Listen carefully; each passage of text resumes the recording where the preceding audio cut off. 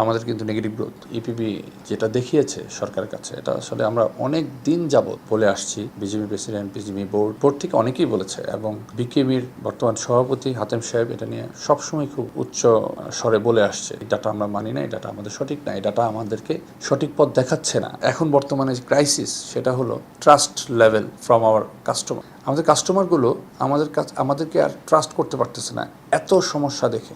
Recently যে unrest বা vulnerable situation তারা দেখেছে, ইন্ডাস্ট্রিগুলো পুড়িয়ে দেওয়া, ইন্ডাস্ট্রিতে এতগুলো ওয়ার্কার, এতগুলো শ্রমিক, এতগুলো পরিবার পথে বসিয়ে দেওয়া, এবং এটা কোনো সুস্থ মস্তিষ্কের কাজ হতে পারে না। দেশের ইন্ডাস্ট্রিয়াল ইকোনমির একটা মূল পার্ট। এই শিল্প যদি সেফ না থাকে, কিভাবে দেশের অর্থনীতিকে স্ট্রং করবে? এই জায়গাটায় বর্তমান সরকারকে একটু নজর দেওয়া উচিত। গতকালকে নিউ এজ গ্রুপে এবং নাসাতে যে কর্মকাণ্ড হলো, কর্মকর্তারা পালিয়ে জীবন রক্ষা করেছে, এবং একটা ফ্যাক্টরিতে দুর্বৃত্তকারীরা এসে পেট্রোল ঢেলে সেটাকে আগুন দেওয়ার চেষ্টা করেছে।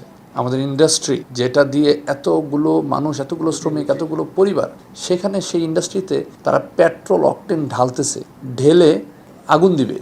ধন্যবাদ জানাই আমি প্রশাসনকে, ধন্যবাদ জানাই সেনাবাহিনীকে।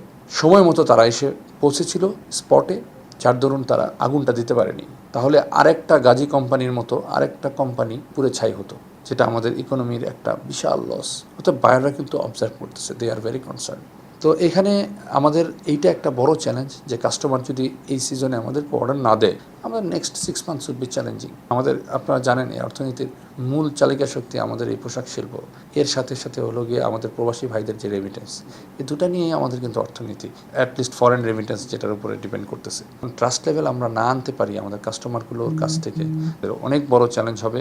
এবং আজকে যে বেশ কিছু ফ্যাক্টরি বেতন দিতে পারছে না, তার একটা মূল কারণ কিন্তু বর্তমান সিচুয়েশন, এবং ভবিষ্যতে আমাদের কিন্তু আরও চ্যালেঞ্জের সম্মুখীন হতে হবে। গত 2 মাসের ডাটা যদি আপনি নেন, আমাদের কিন্তু নেগেটিভ গ্রোথ এটা ভিজিবল। আমাদের মনে হয় না আমরা অগাস্টেও ভালো করব। তো এটা খুব অ্যালার্মিং যে নেগেটিভ গ্রোথ আমরা দেখতে পাচ্ছি। এটা যদি এভাবে চলতে থাকে, আমাদের অনেক ফ্যাক্টরির জন্য চ্যালেঞ্জিং হয়ে যাবে টিকে থাকা। বেশ কয়েকটা ফ্যাক্টরি স্যালারি নিয়ে তারা ডিফিকাল্টিস ফেস করছে। তারা আমাদেরকে বলেছে যে আমরা কিভাবে, যদি স্যালারি দিতে না পারি, কারণ প্রশাসন থেকে তো চাপ আসে একটা মালিকের উপরে, যে তোমরা যা কিছু হোক স্যালারি মেকশিওর করতে হবে। তো সেক্ষেত্রে আমাদের আসলে একটা এক্সিট পয়েন্ট দরকার।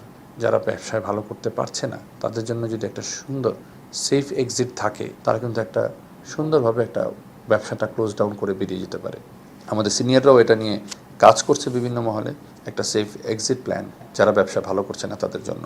আর ব্যবসা ভালো করাটা দেশেরও একটা সহযোগিতা, প্রশাসনের সহযোগিতা, সব কিছু মিলিয়ে কিন্তু ব্যবসায় ভালো করা। বর্তমান সিচুয়েশনে অনেক ঘাটতি হচ্ছে, প্রশাসন পারছে না আমাদেরকে নিরাপত্তা দিতে।